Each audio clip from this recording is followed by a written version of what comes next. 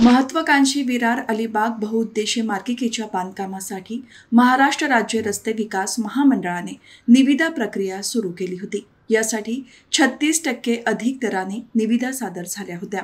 पण आता लवकरच ही निविदा प्रक्रिया रद्द होणार आहे, कारण आर्थिक अडचणींमुळे बहुउद्देशीय मार्गिकेचे बांधकाम बांधा वापरा हस्तांतरित करा तत्वावर करण्याचा निर्णय MSRDCने घेतला आहे।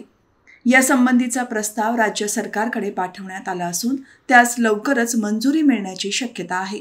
हा प्रस्ताव मंजूर झाल्यास निविदा रद्द करून प्रकल्प मार्गी लावण्यासाठीची प्रक्रिया नव्याने सुरू करण्यात येणार आहे। मुंबई महानगर प्रदेशातील वाहतूक कोंडीचा प्रश्न सोडवण्यासाठी 128 किलोमीटर लांबीचा विरार अलिबाग कॉरिडॉरची उभारणी करण्यात येणार आहे। या प्रकल्पातील नवघर बलवली या 98.5 किलोमीटर लांबीच्या टप्प्यासाठी 11 पॅकेजमध्ये निविदा मागवण्यात आल्या होत्या। या निविदेला चांगला प्रतिसाद मिळाला, मात्र 36% अधिक दराने निविदा सादर झाल्या।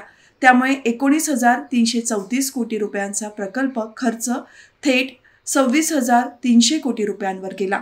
दुसरीकडे या प्रकल्पासाठी कर्ज आणि इतर माध्यमातून निधीची उभारणी करण्यात येणार होती, मात्र प्रकल्पात राज्य सरकारचा सहभाग नसल्याने बँकांनी या प्रकल्पासाठी कर्ज देण्यास नकार दिला।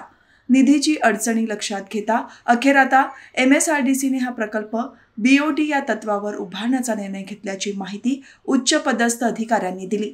या संबंधीचा प्रस्ताव राज्य सरकारकडे पाठवण्यात आल्याचेही त्यांनी सांगितले।